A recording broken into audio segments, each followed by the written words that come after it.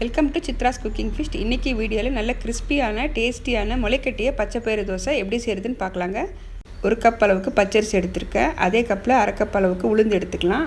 ஒரு டீஸ்பூன் அளவுக்கு வெந்தயம் சேர்த்துட்டு நல்லா 2 தடவை தண்ணி விட்டு வாஷ் பண்ணி எடுத்துக்கலாங்க. நல்ல தண்ணி விட்டு ஒரு 4 மணி நேரம் ஊற வச்சுக்கோங்க.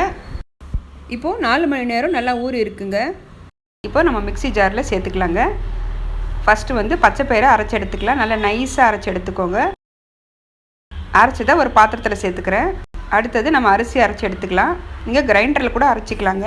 அரிசி இப்போது 2 ட்ரிப்பாக அரைச்சி எடுத்தாச்சு. நல்லா ஒரு தடவை கலந்துட்டு க்ளோஸ் பண்ணி வைக்கலாம். ஒரு 4 மணி நேரம் புளிக்கட்டும்.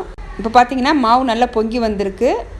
தேவையான அளவுக்கு உப்பு சேர்த்துட்டு ஒரு 1/4 டம்ளர் அளவுக்கு தண்ணி விட்டு நல்லா ஒரு தடவை கலந்துக்கலாம். இந்த கன்சிஸ்டன்சி கரெக்டாக இருக்குது. இப்போது குயிக்காக ஒரு சட்னி ஒன்று செஞ்சிடலாங்க. இப்போ பேன் வச்சுருக்கேன். 1 டேபிள் ஸ்பூன் அளவுக்கு எண்ணெய் சேர்த்துக்கிட்டேன். வெங்காயம், பூண்டு, காஞ்ச மிளகா, சின்ன துண்டு இஞ்சி, கருவேப்பிலை கொஞ்சம் லைட்டாக வதங்கினதும் 2 டேபிள் ஸ்பூன் அளவுக்கு வேர்க்கடலை, 3 டேபிள் ஸ்பூன் அளவுக்கு உடச்ச கடலை, சின்ன துண்டு புளி, தேவையான அளவுக்கு உப்பு சேர்த்துட்டு புதினாவும் கொத்தமல்லியும் நான் வாஷ் பண்ணி வச்சுருக்கேன். ஒரு கைப்பிடி அளவுக்கு சேர்த்துக்கலாம்.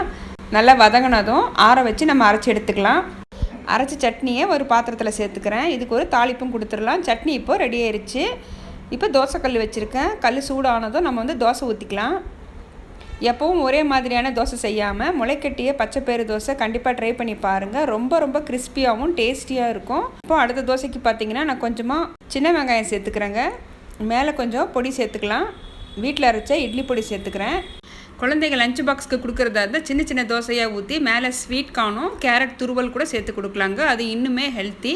ஓகே ஃப்ரெண்ட்ஸ், ப்ரோட்டீன் சத்து அதிகமாக இருக்கிற இந்த முளைக்கட்டிய பச்சைப்பயிறு தோசை கண்டிப்பாக ட்ரை பண்ணி பாருங்கள். மறக்காமல் நம்ம சித்ராஸ் குக்கிங் ஃபிஷ் சேனலுக்கு சப்ஸ்கிரைப் பண்ணி சப்போர்ட் பண்ணுங்கள். தேங்க்யூ ஃபார் வாட்சிங்.